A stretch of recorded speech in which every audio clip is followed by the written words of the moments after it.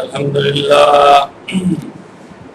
لله نحمده ونستعينه ونستغفره ونؤمن به ونتوكل عليه ونعوذ بالله من شرور أنفسنا ومن سيئات أعمالنا من يهده الله فلا مضل له ومن يضلل فلا هادي له ونشهد أن لا إله إلا الله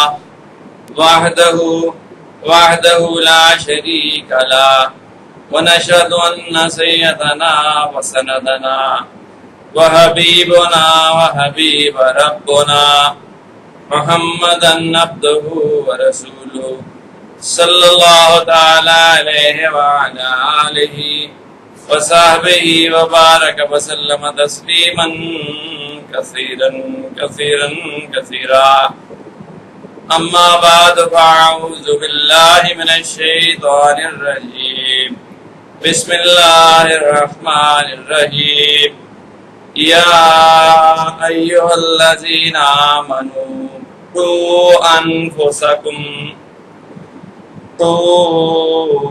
أنفسكم وأهليكم نارا وقودها الناس والحجارة عليها ملائكة غلاظ شداد لا يعصون الله ما أمرهم ويفعلون ما يؤمرون يا أيها الذين كفروا لا تعتذروا اليوم إنما تجزون ما كنتم تعملون يا أيها الذين آمنوا توبوا إلى الله توبة نصوحا عسى ربكم أن يكفر عنكم سيئاتكم ويدخلكم جنات تجري من تحتها الأنهار يوم لا يخزي الله النبي والذين آمنوا معه نورهم يسعى بين أيديهم وبإيمانهم يقولون ربنا أتمم لنا نورنا واغفر لنا إنك على كل شيء قدير يا أيها النبي جاهد الكفار والمنافقين واغلظ عليهم ومأواهم جهنم وبئس المصير اے ایمان والو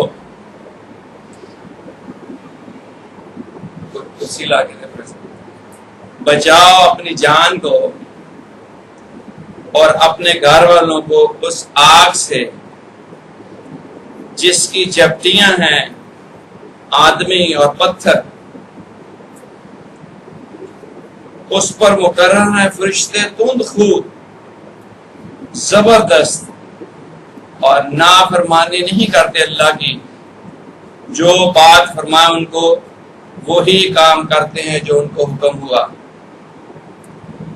اے کافرو، اے منکر ہونے والو، مت بہانے بدلاؤ آج کے دن، وہی بدلا پاؤ گے جو تم کرتے رہے ہو۔ اے ایمان والو، توبہ کرو اللہ کی طرف، صاف دل کی توبہ، یعنی توبۃ نصوحا۔ امید ہے تمہارا رب اتار دے گا تم پر سے تمہاری برائیاں اور داخل کرے گا تم کو باغوں میں جن کے نیچے بہتی ہیں نہریں، جس دن کہ اللہ ذلیل نہ کرے گا نبی کو اور ان لوگوں کو جو یقین لائے ہیں اس کے ساتھ، اور ان کی روشنی دوڑتی ہے ان کے آگے اور ان کے دانے، اور کہتے ہیں اے رب ہمارے پوری کر دو ہم کو ہماری روشنی اور معاف کر ہم کو، بے شک تو سب کچھ کر سکتا ہے۔ اے نبی لڑائی کر منکروں سے اور دغا بازوں سے یعنی منافقین سے اور سختی کر ان پر، اور ان کا گھر دوزخ ہے اور بری جگہ ہے جا پہنچنے کی۔ اس مختصر سی 3 آیات کے اندر بڑے دقیق اور بڑے گہرے اور بڑے شاندار موضوعات ہیں جس کی طرف آج ہم میں سے ہر شخص کو ملتفت ہونا اور غور کرنا از حد ضروری ہے۔ پہلا تو موضوع یہ ہے کہ اے وہ لوگوں جو ایمان لے آئے، یا ایھا الذین آمنوا، جنہوں نے کلمہ پڑھ لیا اور اقرار کر لیا کہ ہم اللہ کو وحدہ لا شریک مانیں گے اور نبی کریم صلی اللہ علیہ وسلم کو آخری نبی مانیں گے اور ان کی اتباع کو ہر چیز سے افضل اور فوقیت دیں گے، ان لوگوں کو مخاطب کر کے کہا کہ اپنے آپ کو جہنم کی آگ سے بچاؤ۔ اس سے یہ ثابت ہوتا ہے کہ ایمان لانے کے بعد بھی یہ امکان بہرحال موجود ہے کہ آدمی جہنم میں چلا جائے گا اور اس سے اعمال میں کوتاہی ہوگی۔ اس لیے اپنے اعمال کی نگہداشت ہر آدمی کو ہر وقت اور تا دم آخر کرتے رہنا چاہیے۔ کوئی شخص یہ دعویٰ نہ کر بیٹھے کہ میرے اعمال اور میں تو اس لائق ہو گیا اب میں جنت میں چلا جاؤں۔ ہر وقت اس اندیشے میں رہے کہ میں کہیں پکڑا جاؤں اور میرے پر اگڑانا نکل جائے۔ اگر ہر شخص کی یہ قلبی کیفیت ہو کہ پتہ نہیں میرے ساتھ کیا ہونے والا ہے، تو اس کا ایک لازم نتیجہ یہ نکلے گا کہ وہ دوسروں کو اپنے سے افضل سمجھے گا۔ اس کے اندر تکبر اور انانیت اور ایگو اور میں ٹھیک اور وہ غلط اور میں حق پہ اور وہ باطل اور میں دیوبندی اور وہ بریلوی اور وہ وہابی اور وہ فلانا، یہ کبھی نہیں کہے گا۔ جس کو اپنی پڑی ہوئی ہے وہ دوسرے کے اوپر کیسے کہے گا کہ سارے بخشے جائیں گے میں پکڑا جاؤں؟ تو اس کے اوپر ایک غالب اللہ کا خوف رہے گا اور وہ لوگوں کے اوپر انگلی اٹھانے سے باز رہے گا۔ اس لیے ہر شخص کو بہت زیادہ فکر کرنی چاہیے کہ اپنی بچاؤ کی تدبیر کرے۔ جب آگ لگ جاتی نا گھر میں یا کسی فیکٹری میں یا کسی ادارے میں، تو آگ کے بجھانے کا ایک سسٹم ہے، ہر آدمی آگ نہیں بجھا سکتا، اس کی ٹریننگ دیتے ہیں، اسے کہتے ہیں فائر فائٹنگ۔ تو فائر فائٹنگ کا پہلا اصول یہ ہے کہ سیفٹی فرسٹ، پہلے اپنی جان بچانی ہے۔ یہ نہیں کہ آگ بجھاتے بجھاتے خود ہی جلس جاؤ۔ سیفٹی فرسٹ، اپنے آپ کو سیکیور کرو۔ آگ کے جلسانے سے اتنی دور رہو، اتنی آگ ہو اتنی دور فٹ سے وہ جلاتی ہے۔ تو سیفٹی فرسٹ، یہ اس کا فائر فائٹنگ کا اصول ہے، اپنی جان کو پہلے بچاؤ۔ اس لیے جو ایمان لے آئے مسلمان ہو گئے وہ اپنے بچاؤ کی تدبیر کر لیں، اور ہر آدمی کو پتا ہے کہ تدبیر کے کیا معنی۔ وہ جو اللہ کے احکام ہیں وہ بجا لائیں اور جو اللہ نے منع کیا اس سے منع ہو جائیں، اور ہر کام اللہ کے حکم کے تابع اور رسول کریم صلی اللہ علیہ وسلم کی سنت کے طریقے میں کرتے جائیں، جہنم سے بچ جائیں۔ امید ہے کہ معاملہ اچھا ہو جائے۔ حضرت سیدہ عائشہ صدیقہ رضی اللہ تعالی عنہا نے پوچھا کہ اے اللہ کے نبی، یہ کس طرح وہ کہہ سکتا ہے کہ اس کا انجام کیسے ہوگا؟ اللہ کے نبی نے ارشاد فرمایا کہ من آخرہ کلامہ لا الہ الا اللہ، جس نے مرتے وقت آخری کلام یہ کہا کہ لا الہ الا اللہ فدخل الجنہ، وہ جنت میں داخل ہو جائے گا۔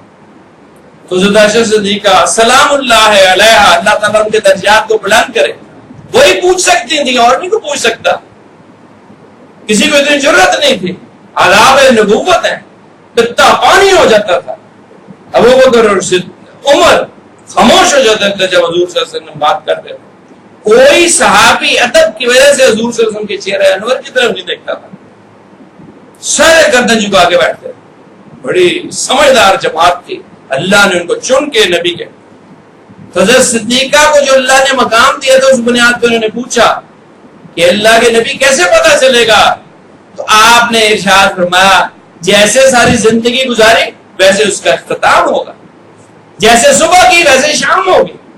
جس شخص نے اللہ کی رضا جوئی کے لیے محنت کی، لاکھوں کروڑوں کا نقصان کر لیا، جھوٹ نہیں بولا، ساری برادری کو ناراض کر لیا، اللہ کے نبی کی سنت نہیں چھوڑی، معاملات کو چھوڑ دیا، بیوی بچوں کو پیچھے ڈال دیا، اللہ اور اللہ کے رسول کو آگے رکھا، تو اللہ اس کو محروم نہیں کرے گا۔ جنگ بدر ہوئی، ادھر 313 ادھر 1000۔ عبد الرحمن بن ابو بکر حضور صلی اللہ علیہ وسلم کے بیٹے اور حضرت عائشہ کے بھائی، وہ بھی آئے، وہ ادھر سے آئے، ابو بکر ادھر سے تھے، جان ساتھ حضور صلی اللہ علیہ وسلم کے ساتھ سائے کے ساتھ، سائے کی طرح ساتھ تھے۔ پھر بعد میں ایک وقت گزر گیا اور عبد الرحمن کو اللہ نے توفیق دی، وہ ایمان لے آئے، تو کہنے لگے عام موڈ میں بیٹھے گپ شپ کہ ابا جان بدر میں 3 دفعہ آپ میری تلوار کے نیچے آئے، میں نے آپ کا لحاظ کیا، میں نے آپ کو چھوڑ دیا۔ حضرت ابوبکر جلال میں آ گئے، انہوں نے کہا عبد الرحمن اگر تم میرے تلوار کے نیچے آتے تو اللہ کی قسم میں نے تمہیں چھوڑ دیا۔ یہ ہیں وہ لوگ جو بچے گئے جہنم کی آگ سے، جنہوں نے فیصلے کر لیے۔ ہم نے بھی فیصلہ نہیں کیا، ہم ابھی گو مگو کی کیفیت میں ہے، برادری کو بھی راضی کر لیں، اللہ کو بھی راضی کر لیں، بیگم کو بھی راضی کر لیں، اللہ کو بھی راضی کر لیں۔ یہ نہیں ہونا، یہ نہیں کبھی بھی ہوگا۔ ایک ہی راضی ہوگا، اللہ یا بیگم، اللہ یا برادری، اللہ یا نوکری، اللہ۔ جہاں مقابلہ ہوگا وہاں سے ایک کو چھوڑنا پڑے گا۔ اگر دونوں کو ساتھ لیا تو اگلی آیت آ رہی ہے، اور پھر فرمایا نہ صرف اپنے آپ کو بچاؤ، وَأَهْلِيكُمْ، اور اپنے گھر والوں کو بھی بچاؤ، نارا، آگ سے، آگ سے گھر والوں کو بھی بچاؤ۔ گھر میں والے کون ہیں؟ سب سے پہلے بیگم، پھر بچے، پھر بہن بھائی، پھر ماں باپ، پھر غلام اور لونڈی، اور پھر ملازمین۔ جو کوئی بھی صاحب اختیار ہے، اس کے اختیار میں جو نیچے لوگ ہیں وہ سارے کے سارے اہل خانہ میں ہیں، ان کی بھی فکر کرے۔ آج ساری فکریں سمٹی ہوئی ہیں کہ بچہ ڈاکٹر بن جائے، انجینئر بن، بس اس سے آگے نہیں چلتی بات۔ میٹرک میں اچھے نمبر ہو جائیں، ایف ایس سی میں اچھے آ جائیں، یونیورسٹی میں چلا جائے، اس کی شادی ہو جائے، بچے ہو جائیں، سیٹل ہو جائے۔ اور قرآن کیا کہہ رہا ہے کہ اپنے آپ کو بچاؤ اور اپنی اولاد اور نسلوں کو جہنم کی آگ سے بچاؤ۔ آج ہمیں اپنی اولاد کی فکر ہی نہیں ہے۔ میں آپ کو کئی دفعہ یہ واقعہ سنایا کہ ہمارے ہمشیرہ کے پاس ایک لے کے آئے خاتون، یہ میری بچی نماز نہیں پڑھتی۔ آپ نے پوچھا اگر اسے کہیں کوئی چھوٹا موٹا کام، ڈسٹنگ کر دو، جھاڑو لگا دو، تو وہ کر دیتی ہے، الگی کو تو کر دیتی ہے۔ تو انہوں نے کہا پھر کہنے میں فرق ہے، ماننے میں فرق نہیں ہے۔ جو کام آپ نے کروانا ہوتا ہے وہ کرواتے، جو نہیں بس سنسری کرے نماز ہی پڑھنی، انہیں پڑھی نہ ہو کوئی نہیں، ابھی چھوٹا ہے۔ بچہ 7 سال کا ہو جائے، 7 سال کا ہو جائے تو اس کو نماز کے لیے کھڑا کرو، اور 10 سال کا ہو جائے تو جو سختی کے ساتھ اس کو نماز پڑھائی جائے، تاکہ اس کی نماز اس کی ہڈیوں کے اندر اتر جائے اور وہ پکا نمازی بن جائے۔ مر جانا آسان ہو، نماز چھوڑنی مشکل۔ آج مسلمان نے نماز کو مذاق سمجھا ہوا ہے، پڑھ لی نہ پڑھی۔ نماز اسلام اور کفر کے درمیان فرق کرنے والی چیز ہے۔ نماز سے پتہ چلے گا کہ یہ آدمی مسلمان ہے یا کافر ہے۔ ایک سرحد میں ایک دفعہ ہم گئے، خیبر جو ہے پختونخوا، تو وہاں ایک ہوٹل میں ٹھہرے، گرمیوں میں جیسے جاتے ہیں، تو وہاں ایک ڈاکٹر صاحب تھے ہمارے ساتھ۔ میں نے کہا اذان پڑھو، اس نے کہا 2 بندے کیا؟ میں کہا دیکھو تم، یہ پنجاب نہیں ہے۔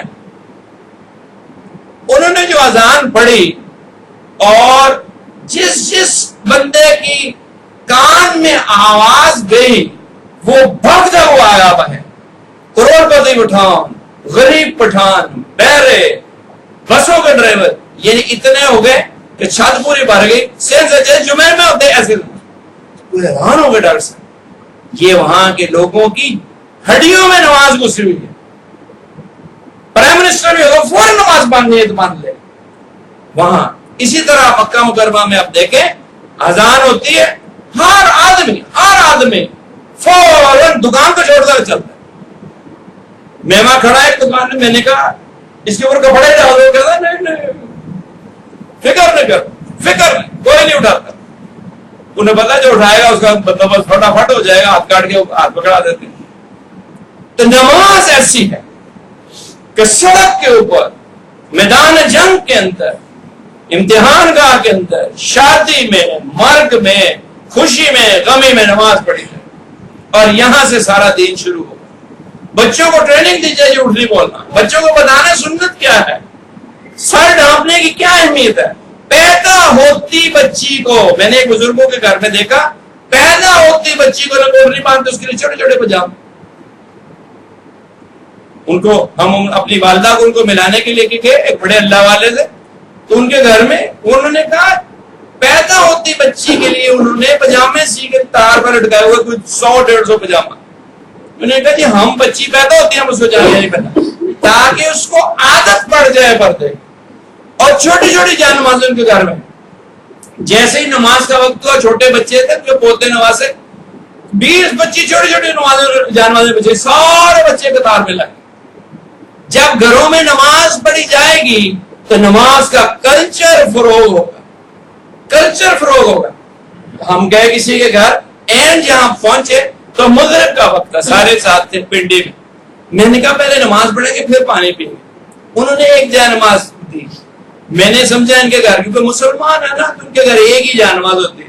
میں نے کہا گاڑی میں رکھی اور نکال لو, کہا سے کہا. انہوں نے کہا نہیں 2 اور ہیں. میں کہا نہیں ہم تو سب نماز پڑھیں گے, 5-7-10 جان نماز نکال لو. پھر بات کہنے لگی بھائی جان, وہ میری رشتے دار تھی, آپ بڑی سختی کرتے ہیں بچوں پہ, سارے بچوں پہ نماز پہ لگایا ہوا ہے. میں نے کہا سختی کون سی ہے, اللہ کا حکم ہے, قرآن میں 70 دفعہ براہ راست نماز کا حکم ہے, اور 700 دفعہ انڈائریکٹلی نماز کا حکم.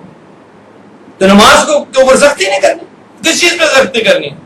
ہر چیز پہ کمپرومائز ہو سکتا ہے, نماز پہ کمپرومائز. ایک تو یہ ہے کہ نماز ادا کی جائے, پھر نماز کی حقیقت تک رسائی کی جائے. جب بچہ 7 سال سے شروع کرے گا, 10 سال میں اس کو نماز پڑھنے آ جائے گی.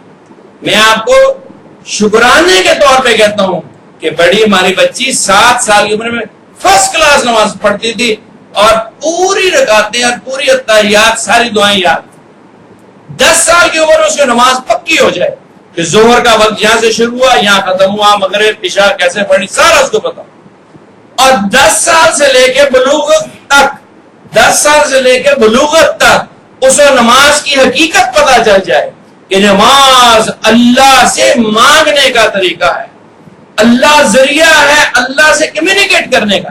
جب رزلٹ نکلنا ہوتا ہے تو 40 دن پہلے ہمارے بچے صلاۃ التسبیح پڑھنا شروع کر دیتے ہیں کہ بھائی اب تو بہت عام واقعہ ہونے لگا ہے, نماز کی طرف, اور لمبے سے لمبی نماز, لمبے سے لمبی نماز, لمبے سے لمبے رکوع, لمبے سے لمبے سجود, اور جب رزلٹ نکلا پھر لمبے سے لمبے نفل. کسی نے 100 نفل ماننے ہوئے, کسی نے 200.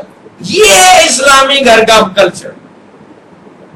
بچوں کو اللہ سے مانگنا اور اللہ سے لینا اور اللہ سے اپنی باتیں منوانی سکھانا ہے. بلوغت تک اس کی نماز مضبوط ہو جائے, پھر چلا جائے کسی یونیورسٹی میں, امریکہ کی یا برطانیہ کی یا آسٹریلیا کی یا سویڈن کی, کوئی اس کا بال بیکا نہیں کر سکتا. یہ ہے تربیت. پھر یہ بچہ ہے جو نارے جہنم سے بچ گیا, نگاہوں میں اس کے حیا ہوگی, نگاہوں میں اس کے حیا ہوگی. آج کے بچے بے باک ہیں, آنکھوں میں آنکھیں ڈال کے بات کرتے ہیں, اور بے بدتمیز ہیں, بچیوں میں شرم نہیں, اور ہم نے سکھائی نہیں. ماں باپ معصوم بچیاں میڈیکل کالج میں آتی ہیں, پتہ ہی نہیں ان کو سر ڈانپنا بھی کوئی چیز. جو عورت سر ننگا رکھتی ہے, ہماری والدہ کہتی تھی کیل ٹھونک دو سر کے اوپر. جو عورت سر ننگا رکھتی ہے اس کے اوپر شیطان پیشاب کرتا ہے. اور جو عورت گھر میں ننگے سر پھر رہی ہے, آدمی اس کا میدان میں مزدوری کر رہا ہے, اس پہ لعنت برس رہی ہے, اس کے خاوند پہ وہاں ایکسیڈنٹ موٹر سائیکل کا وہاں ہو رہا ہے, عورت بے پردگی یہاں کر رہی ہے. اللہ کی ناراضگی اللہ کی رحمت سے دور. یہ اتنے اثرات ہیں اس چیزوں کے. جب ہم نے اپنی عورتوں کو حیا سکھائی نہیں, بچیوں کو سکھائی نہیں, بہنوں کو سکھائی نہیں.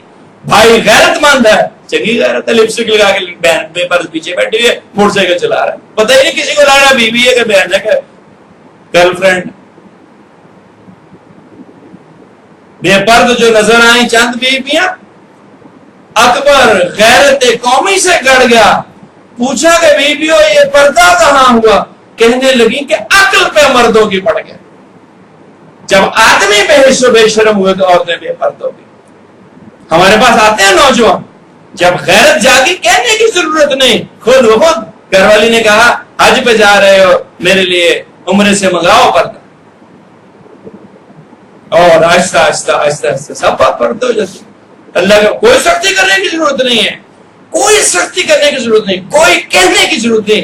جب دین آپ کے اپنے دل میں اترے گا, آپ کے گھر والوں کے دل میں اتر جائے گا. جب ہم منافق ہیں تو گھر والے کس بات سے انسپائر ہوں گے؟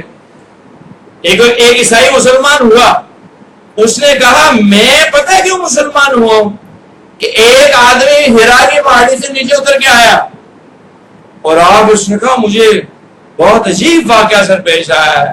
اس کی بیگم نے کہا فکر نہ کرو, آپ لیٹ جاؤ, میں آپ کو پانی دودھ پلاتی ہوں. کمبل اڑا دیا. انہوں نے کہا میں نے ایک فرشتے کو دیکھا ہے. ان کا اچھا, وہ کیا کہتے تھے؟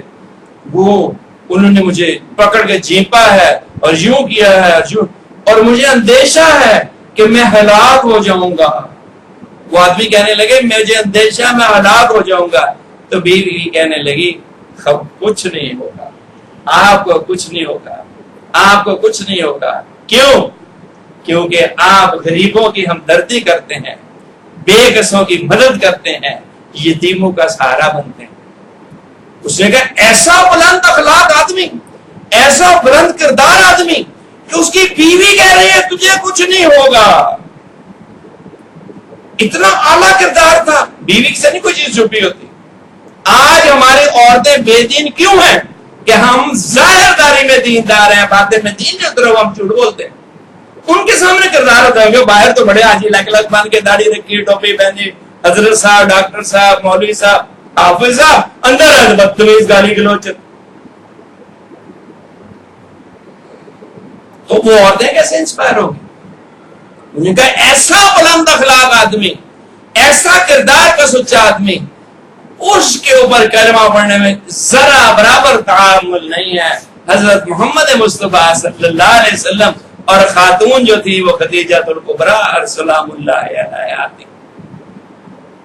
اب یہ نہیں بات سمجھ میں آتی کہ خدیجہ الکبریٰ سلام اللہ علیہا نے کس یونیورسٹی سے پڑھا تھا, کون سی ہارورڈ سے اور کون سی MIT سے, کہ وہ شخص جو غریبوں کی مدد کرتا ہے, بے کسوں کا مداوا بنتا ہے, یتیموں کا سہارا بنتا ہے, اللہ اس کو کبھی برباد نہیں کرتا. یہ فلسفہ خدیجہ نے کہاں سے سیکھا تھا؟ اللہ نے بصیرت ان کے دل کے اندر القاء کی ہوئی تھی.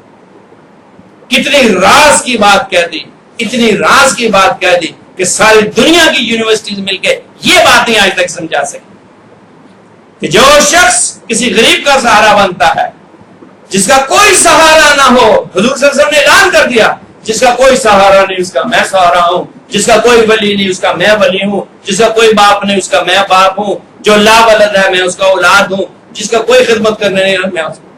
مدینہ طیبہ میں یہ اعلان کر دیا, اور پہلے سے بچپن سے یہ عادت تھی کہ غریبوں کی بڑی مدد کر, اور غیر بیوہ عورتوں کی جا کے خبر پوچھتے تھے کوئی آپ کو چاہیے یا نہیں چاہیے. تو یہ ہے عورتوں کے اوپر محنت کرنے, ان کو دین سمجھانا, ان کی ضروریات بھی پوری کریں, یہ ضرورت بھی پوری کریں.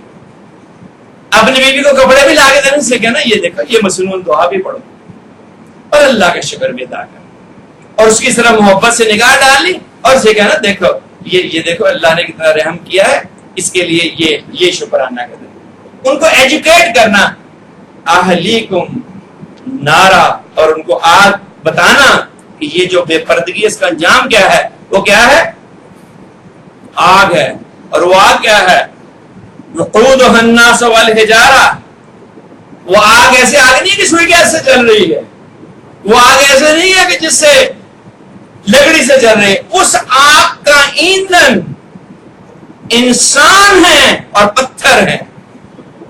جس آگ کا ایندھن انسان ہوگا اور اس کا ایندھن پتھر ہوگا، اس آگ کی سختی کیا ہوگی؟ غور تو کرو. حدیث کا مفہوم ہے کہ سورج جہنم کا ایک انگارہ ہے جس کو 70 دفعہ اللہ کی رحمت نے بجھایا ہے. اور پھر صرف یہ نہیں کہا گیا کوئی ادھر کو بھاگ جائے کہ ادھر کو بھاگ، جو گیا وہ گیا.